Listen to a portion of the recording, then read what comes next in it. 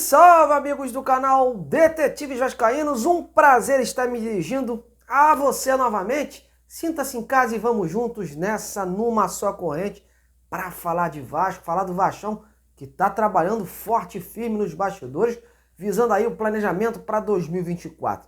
E aqui você vai ficar sabendo das últimas novidades, das possibilidades de saídas, chegadas e, claro, as especulações que não param de pintar. Antes, peço um minutinho da sua atenção para fazer aqui um agradecimento a um brilhante colega de profissão que ontem, na sua live aqui no YouTube, para milhares de telespectadores, fez questão de destacar o meu trabalho aqui no canal e convidando os seus inscritos a conhecerem esse projeto.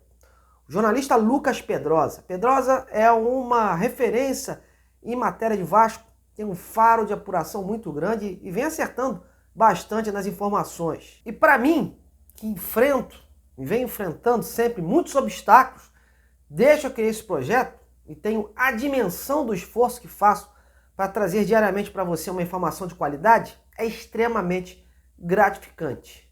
Só eu sei a batalha diária que é manter esse canal no ar, assim como as minhas redes sociais.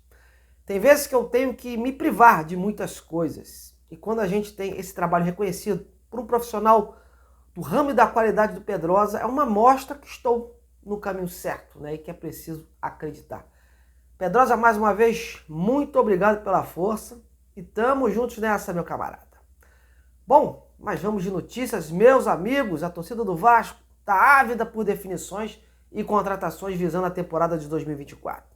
Não vê a hora de chegar aí peças de qualidade para escancarar o tal protagonismo prometido pela atual gestão. Só que antes disso, o Alexandre Matos tem um monte de tarefas para resolver. Tá cheio de situações indefinidas, de contratos de jogadores que estão terminando agora no final de dezembro e alguns que terminaram como titulares, casos do Praxedes, do Maicon, Paulo Henrique, Zé Gabriel, enfim, a lista é imensa, meus amigos. E aliado a isso, ainda tem a chance de jogadores sob contrato respirarem novos ares. Aqueles que não tiveram muitas oportunidades, caso, por exemplo, do atacante Figueiredo, que segundo o colega Joel Silva hoje, lá no Lance, conta com times de Japão e Bulgária aí interessados pelo jogador. E nessa lista há um atleta que foi bastante utilizado pelo Ramon Dias.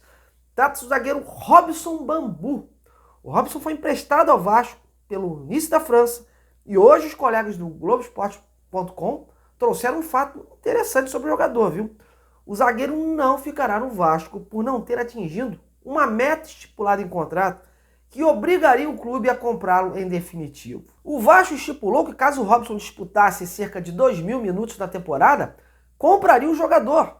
Mas, na verdade, a sua utilização ficou por volta dos 1.500 minutos em campo. Como não se sobressaiu e teve um rendimento abaixo do esperado, a direção optou por não buscar a sua permanência. Hoje tive o cuidado de confirmar essa informação junto ao entorno do zagueiro. O que me foi passado é que, embora o Vasco não tenha feito até o momento um posicionamento oficial em relação à permanência do Bambu, há a possibilidade dele voltar. E essas notícias que saíram na imprensa são sim verdadeiras. Há um entendimento que ainda é prematuro cravar qualquer coisa, mas o staff já admite sim que a tendência é realmente o retorno do Robson Bambu à França. Outro também pouco utilizado que deve tomar o mesmo caminho é o meio Alex Teixeira, né? O jogador segue de férias com sua família no exterior, não comenta o seu futuro e o staff idem.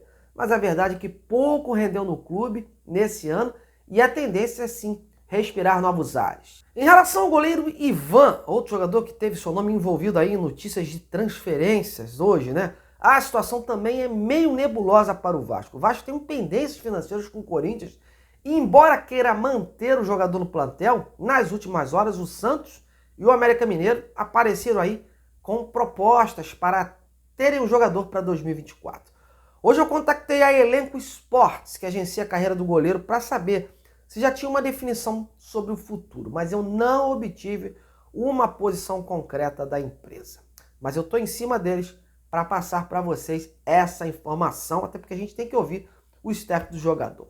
Em relação ao Figueiredo, que eu falei no início desse vídeo, eu também consegui entrar em contato com o empresário dele, o Cláudio Guadano. Eu contactei antes de entrar no ar, né? E para saber sobre esses rumores do interesse de clubes estrangeiros do jogador. E o Cláudio não quis ir muito além. Ele só me informou que não tem nada. Enfim, provavelmente não deve ter nada concreto ainda em mãos, até porque o Figueiredo tem contrato com o Vasco até o final de 2026. Então o Vasco não tem pressa em resolver essa questão, tem outras prioridades, e até porque é um ativo do clube e não deve permitir a saída dele com qualquer valor, né? Então a gente vai ter que aguardar aí as situações se concretizarem. Sobre possíveis reforços, que é a parte que a galera interessa e tá aí ávida por informações, todo dia nomes e mais nomes são jogados aos quatro cantos. Tem perfil do Twitter e do Instagram, por exemplo, soltando a cada minuto, a cada dia, um possível interesse do Vasco num jogador. É difícil, né? Eu particularmente filtro muito quando vou apurar, porque tem alguns aí que eu nem perco o meu tempo, já que é bem cara de fake news ou clickbait. E eu peço que você também preste atenção nessa situação para você também não perder o seu tempo. Mas há as verdades, e nela que a gente deve se apoiar. E hoje só uma informação vinda do meu parceiro, o Juninho do canal Machão da Gama, né, sobre um jogador que estaria na mira do Alexandre Matos. O zagueiro de 24 anos, o Kaká, que pertence ao Tokushima Vortis do Japão, né, estava emprestado ao Atlético Paranaense nesta temporada. O zagueiro foi revelado pelo Cruzeiro no período em que o Matos, né, trabalhou por lá. Eu fiz alguns contatos para confirmar essa informação. Eu pude falar com uma pessoa muito próxima do entorno do jogador e que admitiu sim o interesse do executivo pelo atleta. Enfim, acho até que esse nome seria mais para a composição do elenco. Para titular, o clube deve buscar peças mais robustas, como por exemplo o do Júnior Alonso, cuja situação está estagnada por conta dos altos valores do negócio com o time da Rússia. É provável que outros jogadores do Atlético Paranaense, essa é uma informação que eu tenho, entrem na mira do Matos. O executivo conhece bem o elenco e eu tenho informações de que ele está de olho em alguns jovens valores de lá. Eu não posso ainda trazer para vocês fatos concretos, pois ainda preciso me resguardar de algumas informações para a gente falar de nomes. E por falar em jovens valores, o próprio zagueiro Lucas Walter, que estava emprestado ao Goiás e que se destacou por lá, neste Brasileirão, pertence ao Atlético Paranaense, né? Um jogador aí que teve convocações para a seleção sub-20, enfim. Óbvio que as especulações sobre o jogador podem se intensificar nas próximas horas, mas até o momento nenhuma movimentação nesse sentido. Inclusive hoje eu tive a oportunidade de conversar com um dos representantes desse zagueiro, do Lucas, que pertence à empresa Trust. E me foi informado que, por enquanto, não há nada oficial e nada concreto sobre uma possível sinalização de interesse do Vasco pelo jogador. E que o futuro do atleta segue indefinido. Eu particularmente acho, né, provavelmente o Atlético Paranaense deve querer aí uma grana boa nele, né? O jogador está valorizado.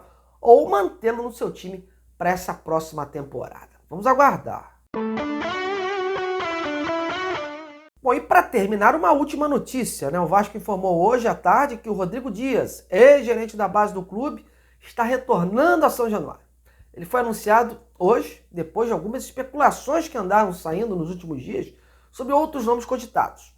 Se chegou à conclusão de que o nome do Rodrigo, né, o Rodrigo tinha um perfil para ser o novo executivo da base e participar aí dessa integração junto ao Alexandre Matos, que comanda a equipe profissional. Lembrando que o Dias contribuiu com a formação de jogadores como o Andrei Santos, o Marlon Gomes, o próprio Figueiredo, o Eric Marcos, o Ryan e até o Ignaldo, que foi vendido.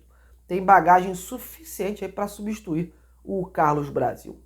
Vamos aguardar e eu desejo, claro, bastante sucesso ao Rodrigo, já que ele conhece o clube, né?